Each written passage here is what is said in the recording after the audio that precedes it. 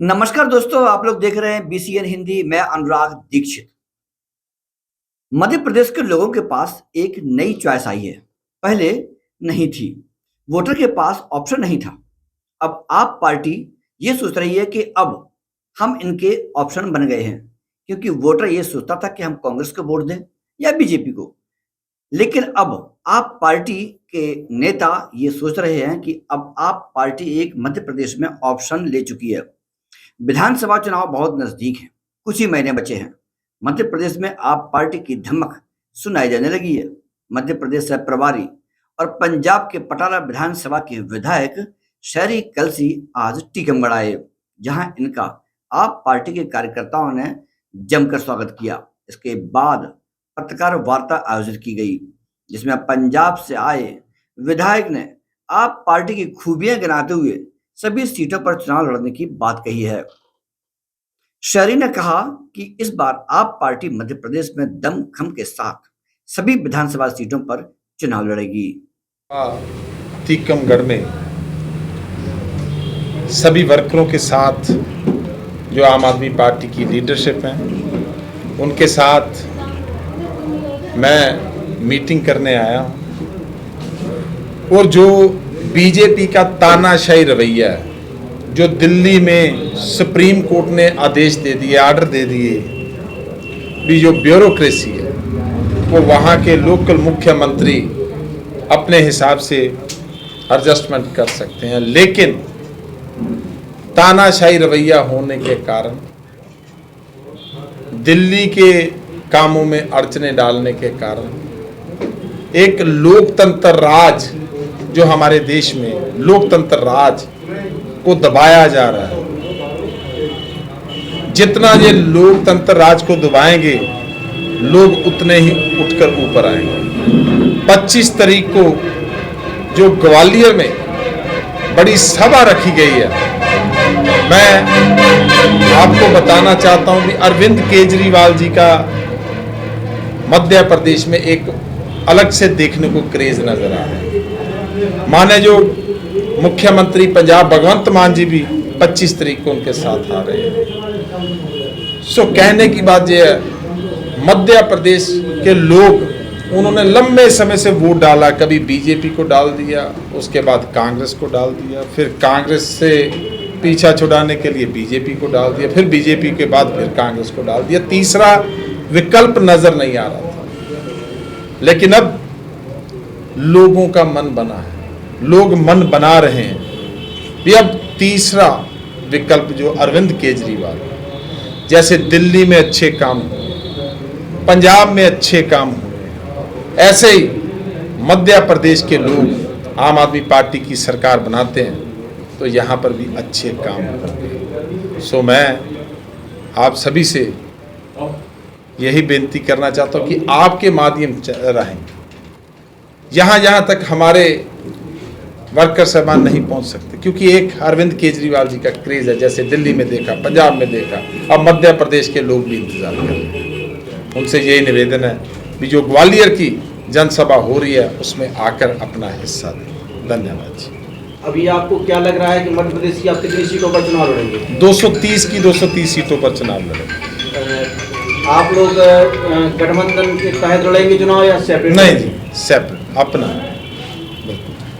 230 विधानसभा सीटों पर आप अपने प्रत्याशी उतारेंगे? बिल्कुल जी। और आपका चूंकि कहना है कि हम बिना किसी गठबंधन के चुनाव बिल्कुल जी, बिल्कुल। आम आदमी पार्टी मध्य प्रदेश में किन किन मुद्दों पर चुनाव लड़ेगी? जो सारे देश में मुद्दे हैं, भ्रष्टाचार का मुद्दा है, बिजली का मुद्दा है, स्वास्थ्य का मुद्दा है, ये ऐसे अहम मुद्दे हैं, शिक्षा का मुद्दा है, जो सारे देश में दिक्कत है। जैसे लोग जो चाहते हैं, क्योंकि दोनों सरकारों को लोगों ने मौका देकर देख लिया। इलेक्शन के दौरान वादे होते हैं, बातें होती हैं, उसके बाद फिर वही का वही सिस्टम चला जाता है।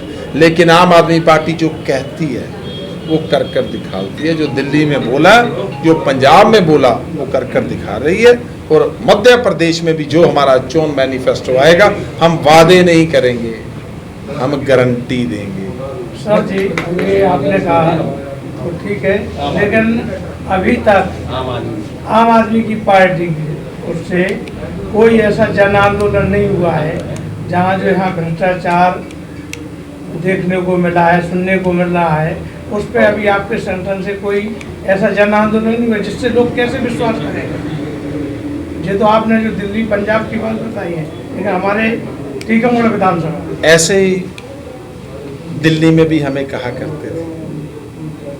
दिल्ली में सरकार बनी, उसके बाद पंजाब में भी बोला करते थे भी नहीं हमें नज़र नहीं आ रहा कुछ आम आदमी पार्टी कोई जैसे आंदोलन, लेकिन पंजाब में आम आदमी पार्टी की सरकार आई।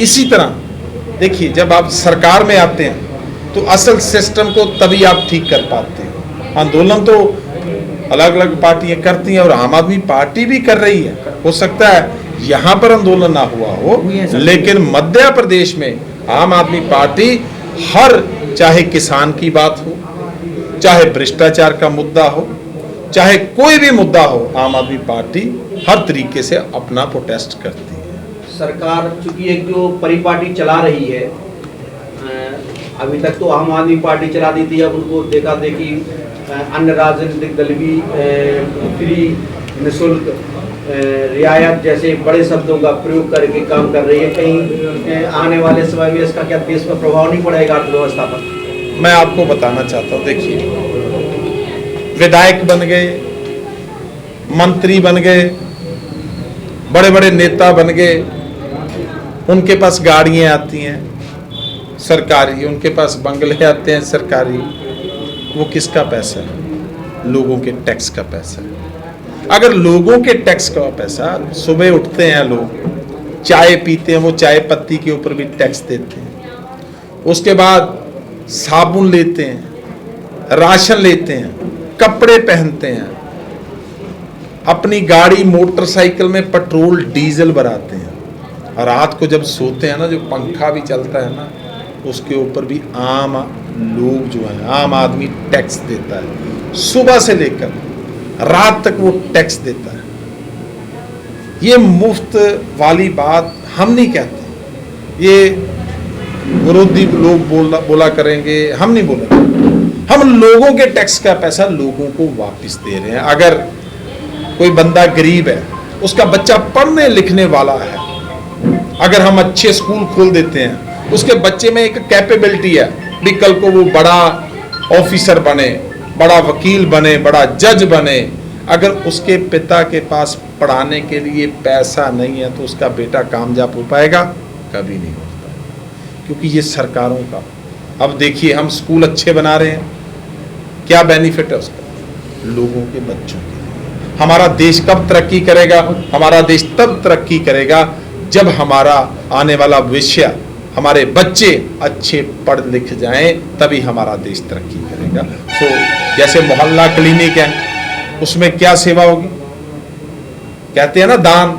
अब तो दान सबसे ज्यादा जरूरी जो दवाई का रह गया है। जो दुखी है उसका दर्द हट जाए, उसमें क्या बुराई है? वो लोगों का पैसा है, लोगों के ऊपर देगा।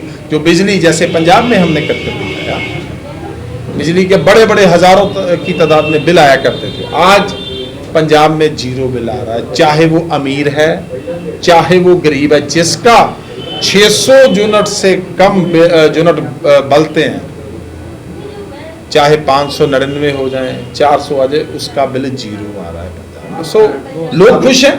ये आपने इलेक्शन देखी होगी, जलंधर की लोकसभा की इलेक्शन हुई, एमपी की, देखा लोगों ने कम से कम नहीं तो मैं कह सकता हूँ 50-60 हजार के मार्जिन से जिताया। क्यों जिताया?